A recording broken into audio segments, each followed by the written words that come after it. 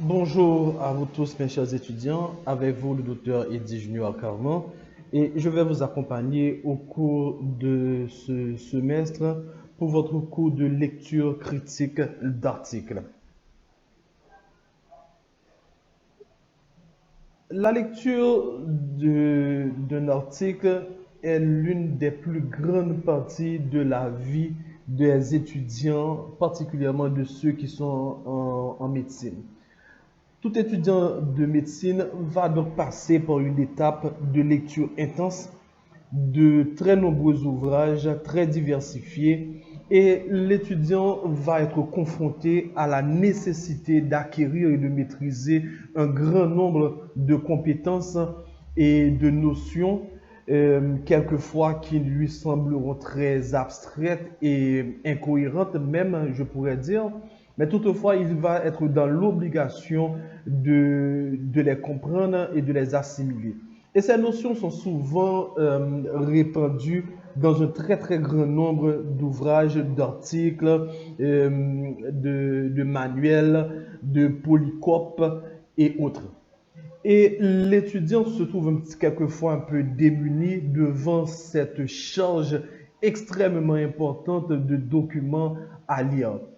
Le réflexe le plus courant étant de tout retenir par cœur.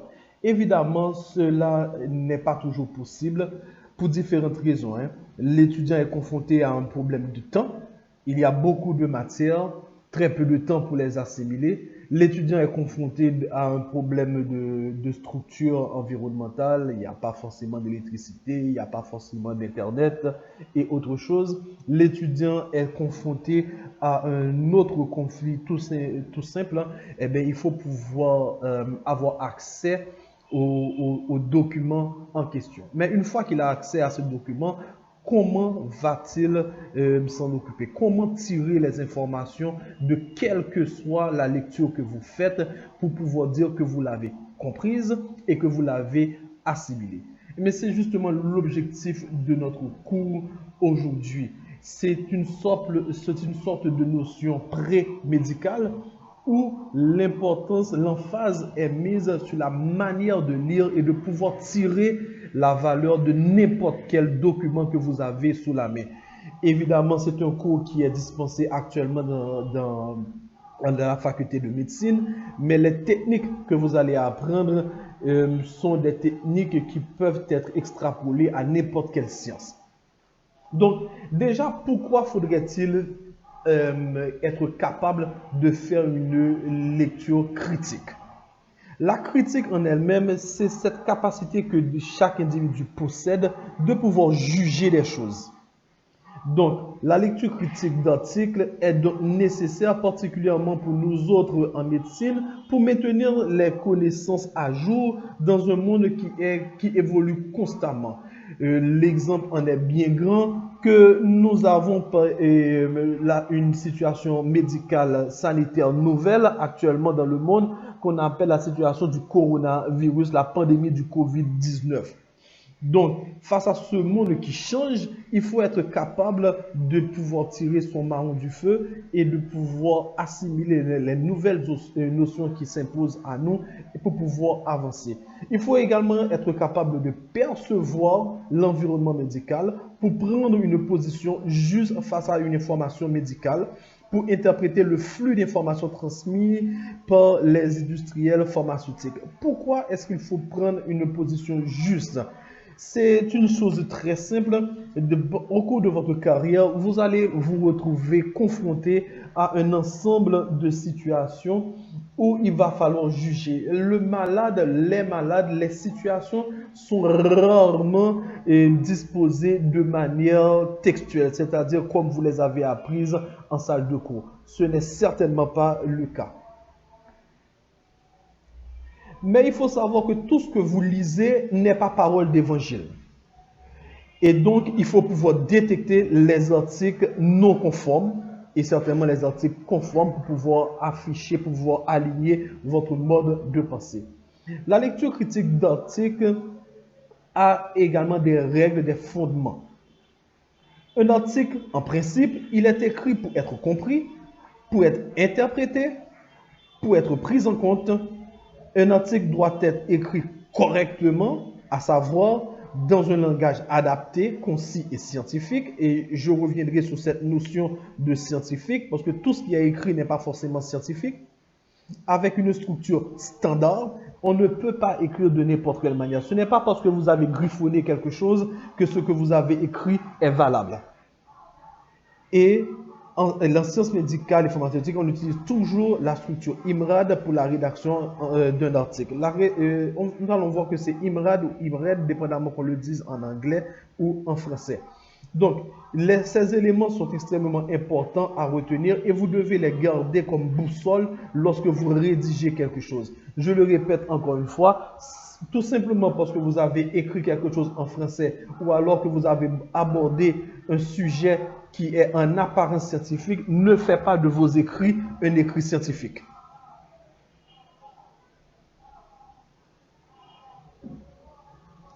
La lecture critique d'un article demande nécessairement un peu de temps. Ce n'est pas comme lire un roman, ce n'est pas comme lire le bulletin d'information, etc.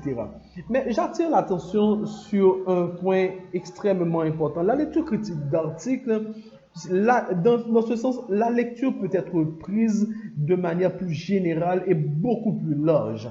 La lecture n'est pas forcément ce qui se passe sous vos yeux.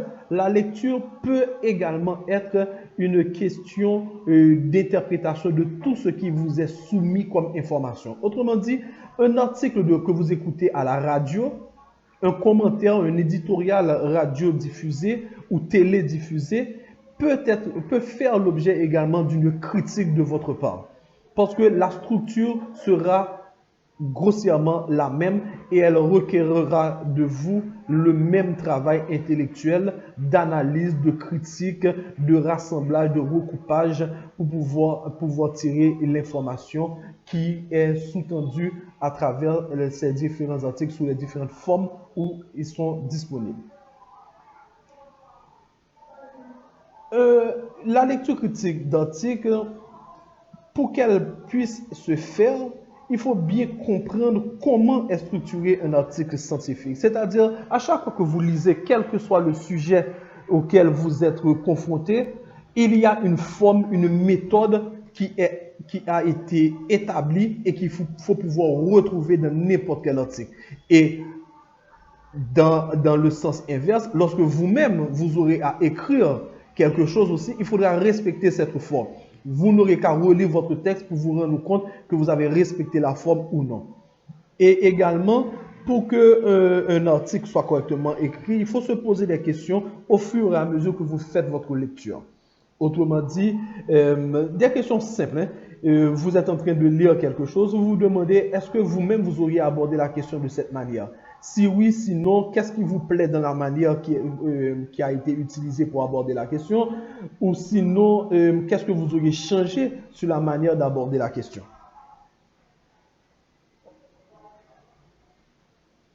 La méthode IMRAD ou IMRED. IMRAD, ce que ça veut dire, c'est introduction matérielle et méthode ou MNM, résultat, END pour le A, discussion et conclusion, bibliographie évidemment. IMRED, c'est exactement la même chose, introduction, matériel et méthode, résultat, au lieu du N, c'est et discussion. C'est tout.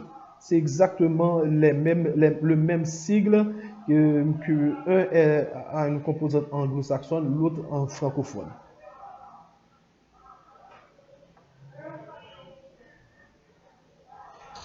Dans la méthode IMRAD, l'introduction reste et demeure quelque chose d'extrêmement important, même si souvent les jeunes étudiants s'imaginent que l'introduction n'apporte pas d'informations.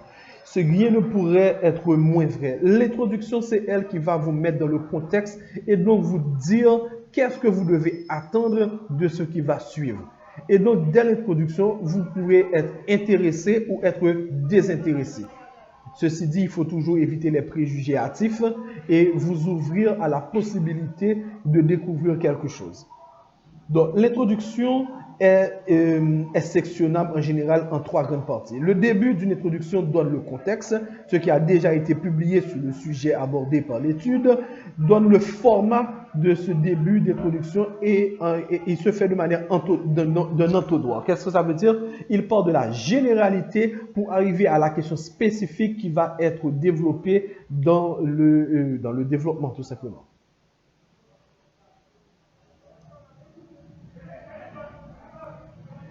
Le contexte se fait d'une manière générale et il va prendre en général assez de place parce qu'il faut toujours, lorsque vous rédigez un article, surtout un article scientifique, le contexte doit être clairement établi pour que le lecteur sache exactement de quoi vous allez parler et dans quelles conditions que vous avez été placé pour parler de ce dont vous allez discuter.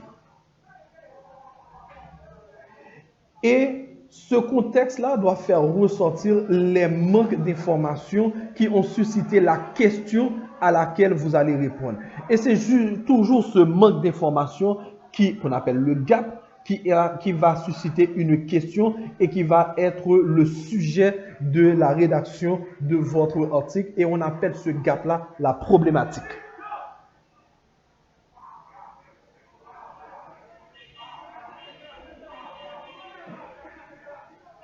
En ce qui concerne la première partie ou le contexte, on voit très bien également que la première phrase est très générale.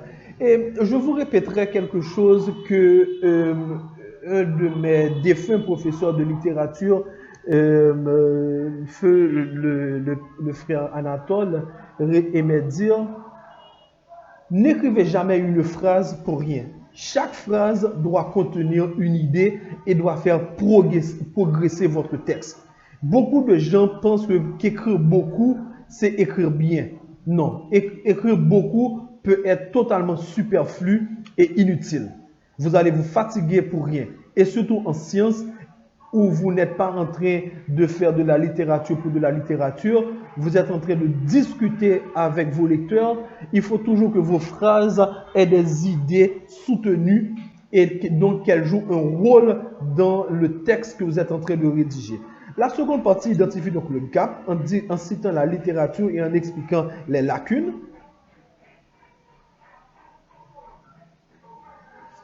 Donc à ce stade et avant d'aborder la section suivante, il convient de se poser quelques questions.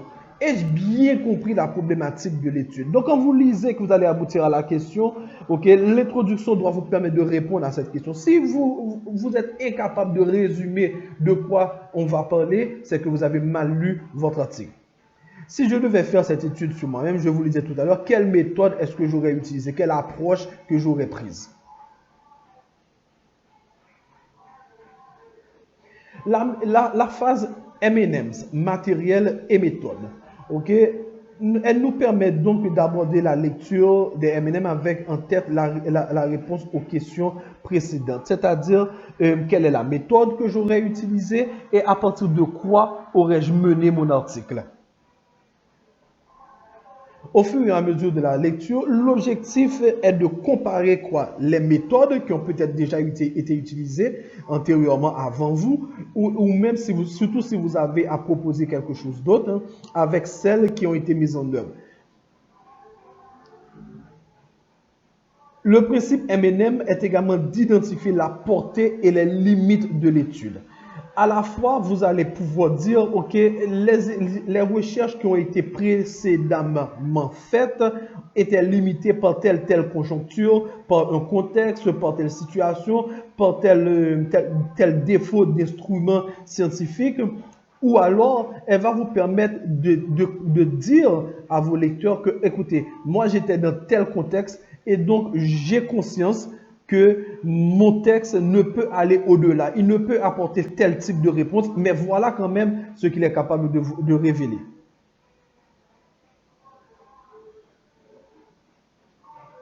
Les résultats sont présentés de manière brute.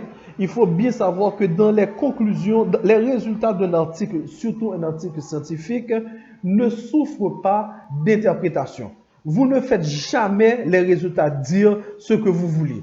Vous ne faites que présenter les résultats tels qu'ils sont, qu'ils rentrent en contradiction avec vous ou non. Cela n'a aucune importance parce que ce sont des résultats objectifs. Ils disent ce qu'ils disent, ils donnent ce qu'ils donnent, un point c'est tout. Par contre, dans la phase de discussion, c'est là que vous allez apporter votre jugement, une dimension un peu subjective. Mais il faut être très très prudent parce qu'en science, beaucoup de personnes pas assez préparées s'imaginent que l'opinion scientifique est la même que l'opinion de n'importe quel individu. Non. Un scientifique, lorsqu'il émet une opinion, elle est toujours basée sur une théorie, c'est-à-dire sur un principe de base, sur des sujets qu'il a eus. Il peut se retrouver devant une situation où sa conclusion, son opinion personnelle, ne trouve pas suffisamment de fondement pour pouvoir devenir un principe ou une théorie ou un axiome, certainement pas un axiome, mais il peut ouvrir le champ sur de nouvelles questions. Et ceci est extrêmement important à retenir. Toute opinion n'est pas une opinion scientifique. Ce n'est pas parce que vous avez l'idée de quelque chose que vous avez le droit de l'émettre par écrit. Et ceci est capital lorsque vous êtes en train d'écrire un article. Mais dans la discussion, vous pouvez vous permettre de jeter un regard subjectif sur les conclusions objectives de votre document.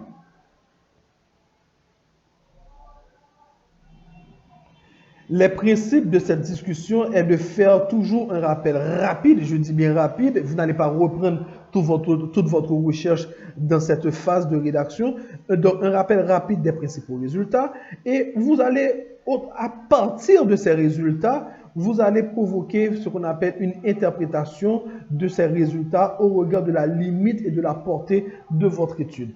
Et ceci, et je vous le dis, c'est la clé de votre travail. Ne l'oubliez jamais, vous ne pouvez pas émettre une opinion scientifique qui n'a aucun rapport, aucune base sur ce que vous avez émis antérieurement. Ceci donc conclut, enfin nous ne sommes pas encore à la conclusion, toujours dans la phase de discussion, nous pouvons émettre une comparaison des résultats obtenus. Nous pouvons avoir une conclusion qui donne une réponse à la problématique et c'est souvent ce qui est recherché, apporter une conclusion. Mais vous verrez qu'en termes de travail de recherche scientifique, les conclusions sont rarement totalement satisfaisantes.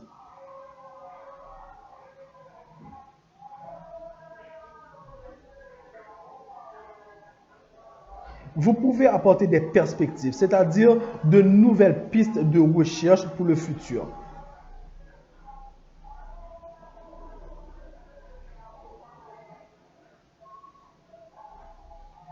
Donc, c'était votre premier cours de lecture critique d'articles. Nous allons rentrer plus en détail en élaborant les méthodes nécessaires. Ce cours n'est pas un cours de théorie, comme nous pourrions le penser, parce que vous allez avoir des devoirs. Vous avez un devoir à me remettre pour la semaine prochaine et je vais vous envoyer la date limite de soumission de ce devoir. Je vous ai mis ici 3 articles avec leur adresse email. Ce sont 3 articles différents. L'un concerne un médicament qui est bon pour la prostate. L'autre concerne des sujets d'ordre généraux qu'il me plaît de lire. Donc, ce sont des articles que je connais bien. Maintenant, je vais vous demander de faire quelque chose de très très simple. Vous allez me résumer ces 3 articles. Vous allez dire, je veux un travail sur 1 page et demie dactylographié avec une police Time New Roman à 12. S'il vous plaît, n'allez pas me donner des polices à 24 ou 64 pour me faire croire que vous avez écrit beaucoup de choses.